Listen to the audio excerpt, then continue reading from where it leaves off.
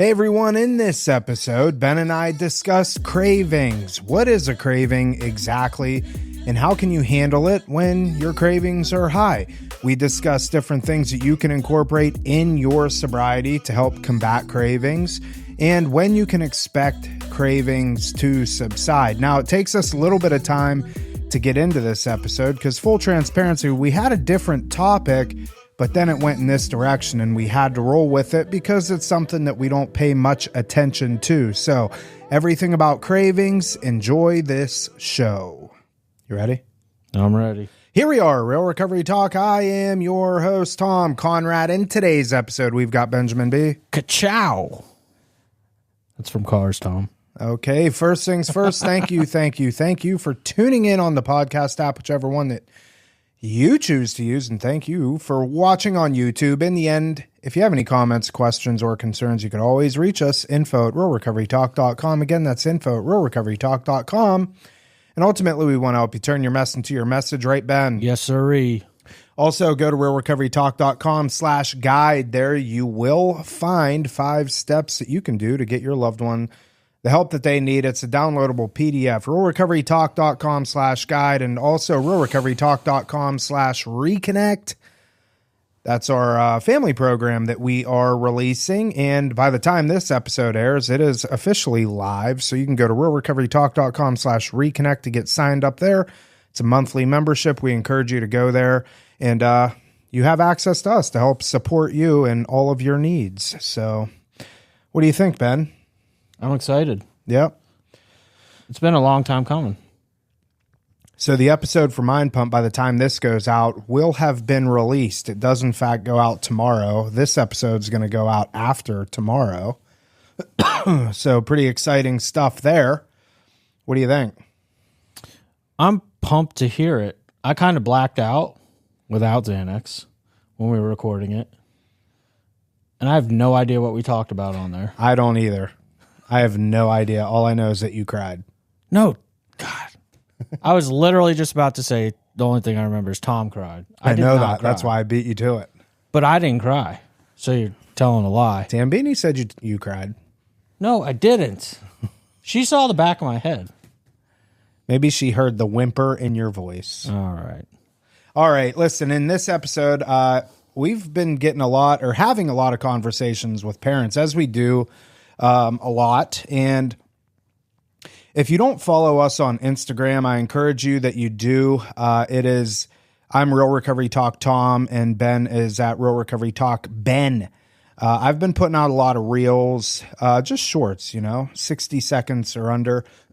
And I've been putting out quite a few reels, trying to release one every day on just basic points that, I think is stuff that people can resonate with, in particular parents and loved ones. And one thing that I wanted to bring up, because, Ben, we have these conversations a lot with parents, and they just don't really know what to do in these situations. And, again, if you've been listening to this podcast for any length of time, you've heard us talk about this for a very long time.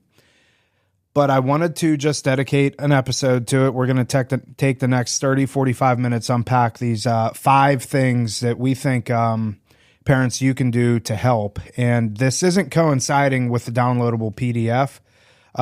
This is just things that Ben and I are going to riff on for a little bit. And hopefully at the end, you have a better understanding of what you can do with your situation. And in the end, I think, Ben, we can agree that in the end, ultimately what we want to do is get somebody off drugs and get somebody off alcohol. That's the primary purpose, correct? Yes. So 100%. There's a strategy to go about this. It isn't just, I remember in my addiction, my dad would come to me. It seems as if at the end it was on a daily basis. Tom, why do you do this? Tom, why don't you just stop drinking? Tom, can't you see what you're doing to me? Can't you see what you're doing to yourself? Yada, yada, yada. And why don't you just stop? And I wish it were that easy, but it wasn't. I think the only time an alcoholic or drug addict is telling the truth to that question is when they say, I don't know. What do you mean by that? I just know that when I was asked that repetitively at different points in my active addiction, like if I said I don't know why I keep doing this, it was probably just about the only time I was telling the truth. Like if I had an answer for that, like I could sit back and theorize why I was doing it at the time. But the fact of the matter is that mental obsession is so strong that there's really no explanation for it when you're in it. It's like breathing air. Yeah. Like you just have to get it. I don't know how else to put it. I was talking to someone yesterday. Oh yeah, actually on a flip-flop of this. Trying to explain to somebody who's never been a drug addict or an alcoholic what it's like to be an alcoholic or an addict is still, to me, this day, impossible. Like, I can do my best. On the flip side, I was actually talking to one of our clients yesterday, telling them, because they see recovery as not being possible for them, or sobriety not being possible for them. And I was explaining to them, hey, do you know what it's like when you're trying to explain to somebody your addiction that doesn't understand addiction because they've never been an addict? He's like, yeah, it's impossible. I'm like, that's the position I'm in right now, trying to explain sobriety to you. It's something that I've experienced, and I still don't know how to put it in words to emphasize to you, like, you can have this thing too. You just haven't experienced it yet. They're both impossible to explain. This individual you're referring to, is this the one that wants to be on sub maintenance? Yes. Yeah. Yeah. Yeah, so to give some context to that, not a lot, we're not going to spend much time on this. This kid he's in our program, and he's very nice, very respectful kid. But he has this idea in his head that he can't stay sober without Suboxone. Yeah. And that's a scary place to be. You know, I told him about Amy. There's an episode that we released. I forget what episode number, but it's in the catalog somewhere. She was on Suboxone for 21 years.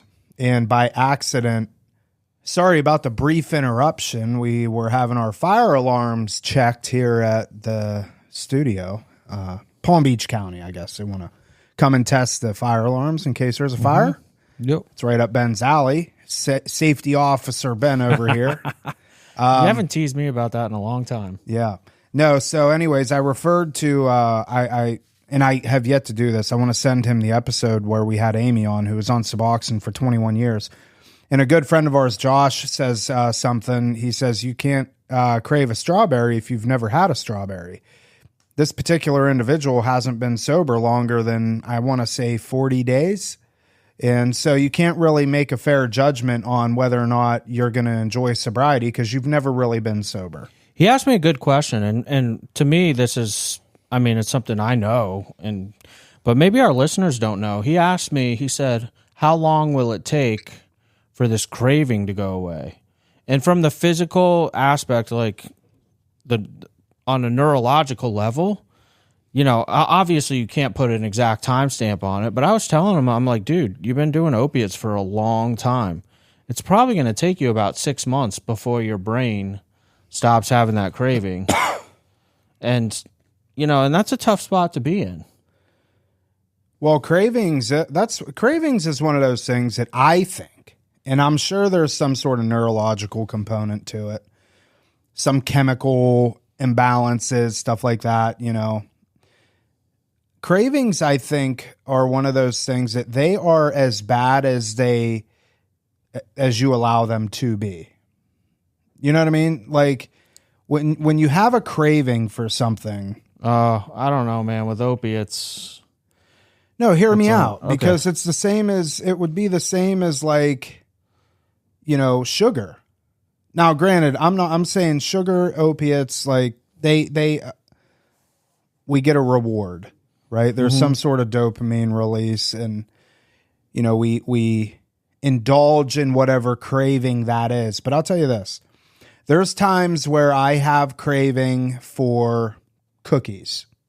If I stand in the pantry and I'm looking at these cookies, that craving won't go away. It continues to stay there.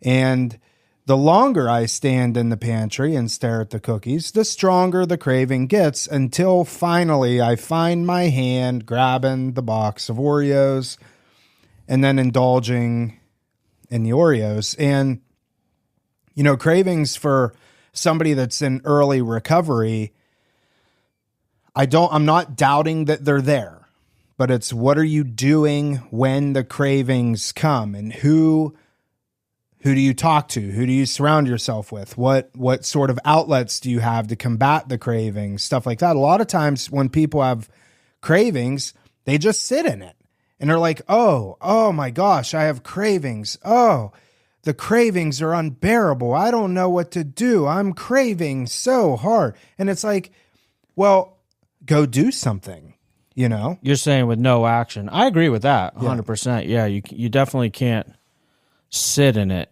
You know, it is very, very, very powerful. However, if you're doing nothing about it, you're going to lose that battle. Let's reference the phone call that I was just overhearing. Oh, word up. Yep. Ben was just on a phone call with a lady that is in a detox facility, and there's no doubt in my mind that her cravings are through the roof right now. And she is doing exactly what I would be doing standing in the pantry. Yeah. She's not doing anything. She's sitting in the craving. Essentially, this young lady calls and says, I want out of this place.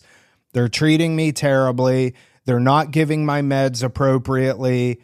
I need out of here. I want my belongings. I'm going to go. I don't care. And I'm just going to walk. Now, mind you, this individual is a lady.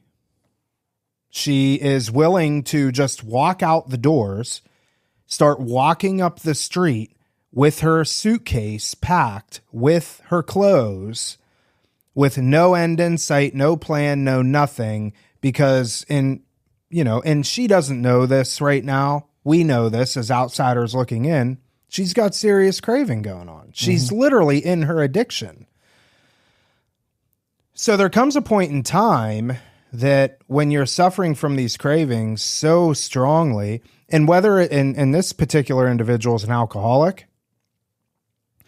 but maybe she's craving just the feeling of not feeling. So her medications, like, she's not being medicated as well as maybe she was when she first got in there. And now, things are starting to become more real for her. The cravings are setting in, keep in mind, this young lady's in her first probably 72 hours of sobriety. So I'll tie this back to the worst cravings I had getting sober were coming off of methadone. And literally, God, I would say for almost up to a year, for instance, I'd be driving in my car and just break out in a sweat. And a big part of this, too, is awareness. As an alcoholic or drug addict in early recovery, I have to be aware. I have to really, consciously recognize that, okay, this is temporary. This is going to pass. And being aware, this is the craving, and it's influencing my behavior. It's influencing my thought processes. And a lot of times just being aware of that, because I would break out in a sweat and the craving for methadone or any opiate to fix that. The post-acute withdrawal from methadone is ridiculously long. It's got such a long half-life. But in this case, this case is alcohol, primary alcohol, and, the individual's on a Valium taper. Really, the root of the problem is the detox is doing their job correctly by tapering the Valium. That way it's not, what they don't want to do is just stop the drinking, and because alcohol withdrawal can be deadly and fatal. But so a detox's job is to use Valium, which is a benzodiazepine. The only two drugs you can be cross-addicted to are alcohol and benzos. That's why they use benzos to get people off alcohol. But they taper them in a very controlled process. That way there's not just a drop-off, but you're going to be uncomfortable. And what this individual doesn't realize is that they're going through withdrawals right now. A gradual withdrawal, but really what it comes down to is I'm not getting as much Valium as I want. And the Valium is an exact equivalent to taking a drink. Right. Only the detox is medically handling it in a proper, medically professional manner. You're going to be uncomfortable at some point, and it sucks. And it skews people's judgment. It skews their attitudes. and I'm talking to, and I knew this individual prior to when this person had some sobriety, and this is not the person that I know. It's pretty remarkable what I'm totally with you. I know this person as well, and that isn't the same person that I knew. The person that I just heard on the phone call is not the same person that I've known over the past couple of months. But it is pretty remarkable what the phenomenon of craving will do to somebody, and the lengths that people will go to fulfill that craving. And unfortunately, it puts people in a lot of peculiar situations because, she's about to put herself in a very dangerous situation. She's about to start walking up the road, in South Florida with no end in sight, no plan, no nothing. So, and if she feels like she needs a Valium, she's definitely pulling a Quickie Mart and get a drink. Right. Yeah. If she leaves, she'll be drinking within 15 minutes. 100%. No doubt in my mind. So what are some ways, Ben? Let's just pivot to this because I like the direction. Actually, this is point number 1. Yeah, I know, but this could be its own separate episode. It could. So let's just roll with this because, hey, listen, this is real recovery talk. We do things in real time, and we change our plans. We change the plans, and if you don't like it, well, too bad. You can not listen, I suppose, but we encourage you to always listen to real recovery talk. So just so I know what's going on, we're scrapping our plan here. Yeah, we're gonna do that. Just a different day? Well, maybe after this. I don't know. Oh, okay. Yeah, so once we're on a roll, let's just roll with it. Cravings in and of itself, what's the big book definition of craving? It's a mental obsession and a physical allergy. The craving, is there a definition, so to speak? No, it's hard to say that there's a definition because there's an entire chapter explaining it. But the phenomenon of craving doesn't happen until somebody puts the drug into their body. You cannot have a craving until you're in withdrawal. One or the other. That's the physical phenomenon of craving. So the difference between mental obsession and physical allergy, mental obsession means that you have been off drugs and alcohol for quite a while. You could pass a drug test. You're no longer going through withdrawal symptoms, but you still have that obsession to get the ease and comfort, right? The physical allergy, the craving, as you're referring to, is what happens once you put one in your body. Your body wants more and more and more. Yeah, it's the term, and for AA people know this, one is too many and 1,000's never enough. Once they start, we don't stop. Yeah, it's like the chip. What chip is that? Pringles? Once you pop, you don't stop? Once you pop, can't stop. Like they say, I like. You can't eat just one? What was that? I think Lay's? that's Pringles too. I don't know. So the definition, according to Google, of craving, a powerful desire for something. Pretty straightforward, Keyword powerful. Very, very powerful. So, let me kind of elaborate right now. Like, if somebody asked Tom or I if we have a craving for alcohol, with 14 years of sobriety, the craving is impossible right now because we don't have it in our body. We're not going through withdrawals. Now, Tom, let's say that Tom goes through a traumatic experience and, he's really feeling it. And all of a sudden his brain turns on like, oh, I just need some relief from all this stress and sadness, depression, and anger that's coming of whatever situation it is. Then he goes into his alcoholic mind and gets the mental obsession. Oh, a drink would make me feel better. Tom goes and takes that drink, thinking he's only going to have one just to take the edge off. But Tom, being an alcoholic, has that physical allergy, which is definition of an allergy is an abnormal reaction. Tom's not going to stop at one. There's no such thing as one just taking the edge off for an alcoholic. So you're going from a mental obsession. You're fulfilling that mental obsession by having the first one. You take that first one, and then you don't stop because the craving has begun. You know, I remember having a conversation with a lady. This goes back years.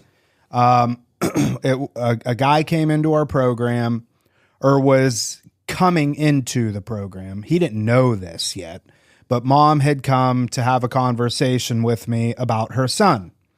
And her son was heavily addicted to cocaine. You know exactly who I'm talking about. He happened to move right across the hall from you. Oh, yeah. So mom comes in, she's sitting in front of me, and she's like, Tom, I just don't understand. I don't understand why or how he does what he does. He has such a good job. He's a physical therapist. You know, his family has all kind of money. Like it just, on a surface level, outsider looking in, everything looks picture perfect. Mom couldn't understand how he had this addiction to cocaine. And this guy he was a real deal cokehead. I said to her, I forget her first name, but Susie, do you like sweets? Do you like cookies? Do you like candies? Do you like cakes? Well, yeah, I do. Do you have cookies? Do you have candies? Do you have cakes in your house? Yes. Do you eat the cookies, the candies, and the cakes? Oh, yeah, I love them. When you eat a cookie, Susie, can you eat just one? No. There it is. Why can't you eat just one? Well, because who eats just one cookie? As soon as I eat it, I want another one and then another one. In its most simplest terms, now amplify that by 1,000. That's what your son's dealing with. Yeah. And she's like, wow. And, you know, something so simple, an analogy that basic, really shed some light on the situation. And from that point forward, she was able to, you know, kind of have a better understanding as to what her son is going through. And in full transparency, this is something that I struggle with today. You know, for me, I can't. Like, I have an 8-year-old, a 6-year-old, and a 4-year-old. Our pantry has the Z bars. It has the fig bars. It has the bags of chips. It has the granola bars and the little yogurt balls that they got at Costco. You don't have a Costco membership, but they got these little yogurt ball things, strawberry yogurt balls. Oh, I know those. Yeah. I'm an addict. Dude, I'm telling you, I can't have one granola bar. I can't. I'll have at minimum 3. Have you ever had a Z bar? No. They are phenomenal. But it's the same idea for me as it was my alcohol. You know, I would sit there, and I don't want to say it's every night, but a good 3 to 5 nights out of the week, I wrestle in my head, and this is me being vulnerable. I wrestle in my head why I should not eat the kids' snacks. And I lose that battle 9 times out of 10 because I entertain it. And, you know, if you talk to people that are involved in nutrition and stuff like that, one of the first things that they tell you if you're trying to not eat this kind of stuff is don't have it in your house. But I have it in my house. Why do you have it in your house, Tom? You'd have to ask my wife. I mean, I know. I'm hearing co-signing all this all day long. You know, if it's not good for you, is it good for the kids? Hey, I totally agree. So who's it really there for?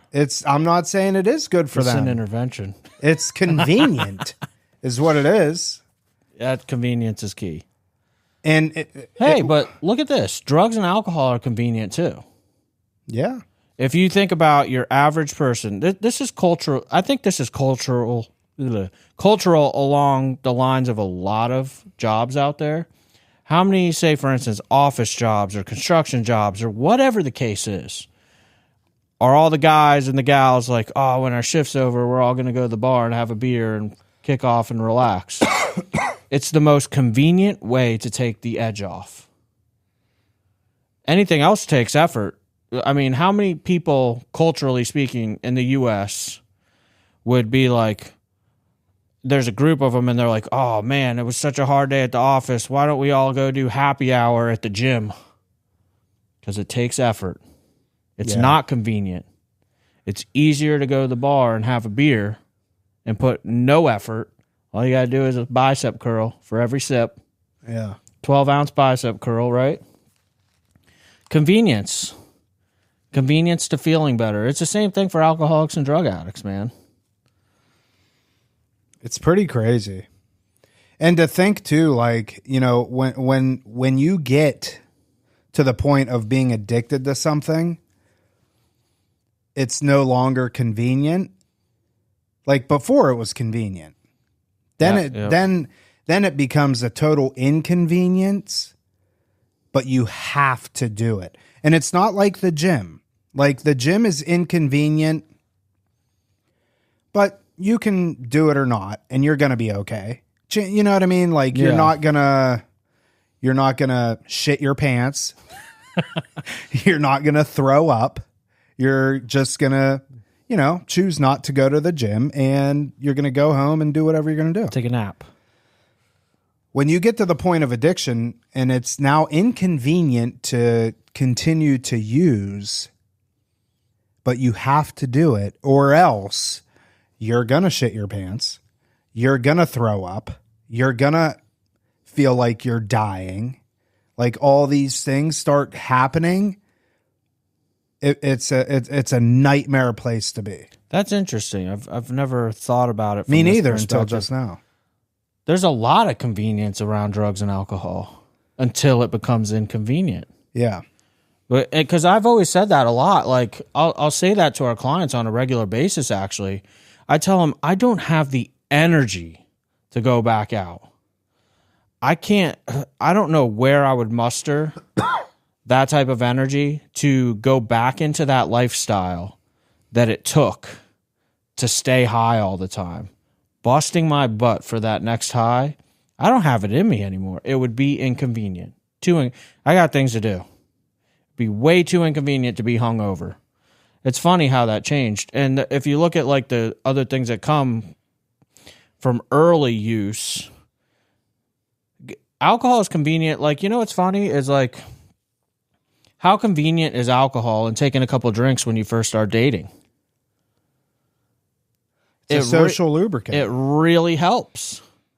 I mean, if you look on most dating apps, like the ones that encourage like outings, most of them involve alcohol. Like speed dating and stuff like that too. They all involve alcohol, or like, you know, where you paint stuff and they bring you sips wine. and strokes. Sips and strokes. Yep. See, there is a level of convenience about it till it becomes inconvenient, and then once you're dating, your relationship's built off of alcohol. Yeah. Then what? Wow. My mind is blown. I've never thought about it like that. Yeah, you generally don't meet your soulmate in a bar. I had a conversation with a young lady not long ago. She just got involved with a guy. They've been together probably a year and a half, I want to say. Maybe 2 years. And her fiance's mom is a regular listener of the podcast. And I ended up speaking to the fiance, and she's having a really hard time because now I know I've been talking to the mom for a while, but the fiance now is getting pretty frustrated and they're like in their 30s. So they're like newly together and stuff like that. And a lot of she didn't know really anything about her, her soon to be husband. But now all this stuff is starting to come to the surface over the last year and a half, 2 years. She's now noticing like the alcoholism and stuff like that, and she doesn't know what to do. And they're supposed to be getting married in October. And I had to tell her, I said, well, look, like I'm not in the business of telling you what you should or should not do, but imagine if it was your daughter, what would you say? And I said, if I can speak frankly, I'm going to speak to you as if you're my sister. Fuck no. don't marry him in October. Like, if everything that you told me is true, which I have no reason to believe why she would lie to me, that was literally the first conversation we ever had, then you have no business marrying this person, at least in October. I said, there's things that he needs to do. There's things that you need to do before you guys even come close to doing that. And, I don't know what she decided on doing, but all right. So real quick, a few things that you can do to combat craving. Let's just go there. I'm going to go first. You mean mental obsession? What? Well, I guess craving, if they're still going withdrawal. Yeah. All right. I got you. Yeah. I'll say prayer and meditation. I think it's very important, even if you don't know what you're praying to. Yes. Agree with that 100%. So, and that could be something as simple as you're laying in bed, just, however prayer works for you. I think it's very important. Meditation, that's something that oftentimes people, I think, get too wrapped up in the details. They're like, oh, I don't know how to meditate, and it's like, well, I'm not even looking at you doing a proper meditation, because honestly, I don't even know what that is. Like, there's many ways to meditate. What I'm looking for is more or less the effort in meditating. I think that could help a lot with craving.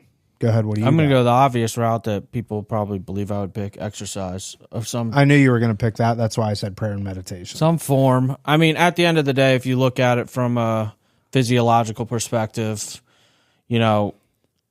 opiate addicts, opiates release endorphins. If I go lift some weights, do some cardio, I'm going to get an endorphin release. It's not going to be the same rush that an opiate and a needle in my arm is going to give me, where it just opens the floodgates, but it'll be enough to take the edge off. Anxiety as well. Like, you go for a run, your brain is going to release some GABA, which is a neurotransmitter that gets you calm in layman's terms. It's what alcohol does for you. It's what benzodiazepines do for you. It's what takes that edge off. Again, you exercise, there's going to be a small release of GABA. It's going to help regenerate and get your brain producing those juices again. Like, it won't be that same rush, but it'll take a little bit of edge off, just enough. If you got the anxiety to go with it, man, like a lot of our clients say, I can't sleep.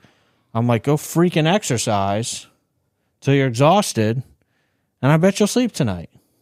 At least sleep better. Not sleep 100%, because withdrawal can be brutal. Post-acute withdrawal can be brutal. Yeah. I think one of the ones, too, that's pretty obvious is there are anti-craving meds that you can take that are non-narcotic. Again, we're not doctors. Don't take any of this as medical advice, but you have like Vivitrol and Naltrexone that are widely used for craving. Not going to endorse any Suboxone or Subutex or Methadone or anything of the sorts like that. That's just not who we are. I would rather you shit your pants. I will say this. I wonder what you think about this one. I think it depends on the timeline where you're at. I think if somebody is having enough cravings, now I'm kind of against this in the building life skills aspect. So again, it depends on the timeline where somebody is in their recovery. But if they're in early recovery and their cravings are through the roof, I might even go tell them to take a nap. Yeah. Yeah, I mean that really depends on where they're at. Yeah, that's a case by case. You have to look at all the factors. But so I mean, dude, I could tell you there's been times where I'm like, oh, dude, I really want to go to the bar. I need to get a bag of Coke, and my mental obsession's going, and it's suggesting me, why don't you just go lay down and take a nap, man? Take a little quick 2 hour nap. I wake up and I'm like, whoa. Well, I made it through that time period, because a lot of time that's what it's about. Cravings come and go pretty quick too. There is a expiration date on them, so to speak.